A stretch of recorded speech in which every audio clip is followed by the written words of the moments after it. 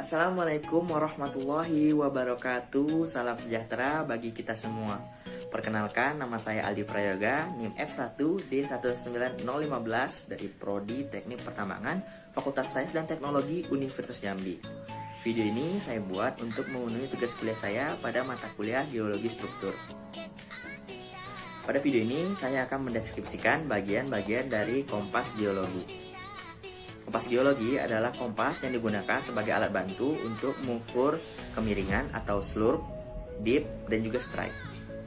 Bagian pertama yang akan saya deskripsikan yaitu disebut dengan pisir. Ini adalah pisir. Pisir adalah alat pada kompas geologi yang digunakan untuk menunjuk arah atau sudut azimut. Jadi kita akan mengarahkan posisi mana yang akan kita ukur azimutnya. Kita arahkan persis searah lurus ke sana. Nah, komponen selanjutnya yaitu disebut dengan lubang window. Lubang ini berfungsi untuk mengukur slope atau kemiringan. Lalu komponen yang ketiga ada yang namanya cermin.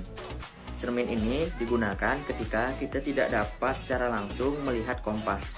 Jadi kita menggunakan kompas ini ketika kita melakukan pengukuran dan tidak dapat melihat kompas ini. Jadi kita melihat kompasnya secara tidak langsung. Kita melihatnya ke sini ketika kita tidak dapat melihat ke sini. Lalu komponen selanjutnya ada yang namanya mata lembu atau bullseye. Mata lembu atau bullseye ada lingkaran hijau ini. Nah, di dalam lingkaran hijau ini ada lingkaran hitam. Nah, cara penggunaan mata lembu ini adalah kita akan memposisikan gelembung di dalam mata lembu ini berada di tengah-tengah lingkaran hitam ini. Oleh sebab itu fungsi dari mata lembu ini adalah kita berfungsi untuk memposisikan datar kompas ini sebelum melakukan perhitungan. Jadi kita sebelum melakukan perhitungan sudut atau azimut, kita akan memposisikan kompas ini dalam keadaan mendatar. Jadi ketika gelembungnya berada di tengah, itu berarti posisinya kita sudah datar. Lalu komponen selanjutnya ada yang namanya tabung klinometer. Tabung klinometer ini berfungsi untuk mengukur kestabilan. Nah, kita tahu ini stabil atau tidak dari tabung klinometer ini. Sama seperti bullseye tadi, tabung klinometer ini memiliki gelembung. Nah, untuk memposisikannya stabil atau tidak, kita akan memposisikan gelembung ini tepat di tengah-tengah antara garis di dalam klinometer ini, di tengah-tengah garisnya. Tabung klinometer ini digunakan untuk mengukur dip ataupun kemiringan juga bisa. Nah, lalu komponen selanjutnya yaitu jarum kompas. Jarum kompas ini berfungsi untuk menunjukkan besaran azimut atau besaran sudutnya. Dan juga di dalam kompas ini ada arah yang menunjukkan utara, selatan, barat maupun timur. Lalu di bagian kompas ini terdapat pula sudut antara 0 sampai 360 derajat.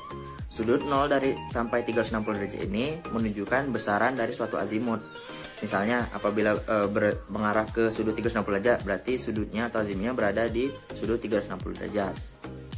Lalu ada juga besaran angka di sini yaitu 90 sampai 90 derajat.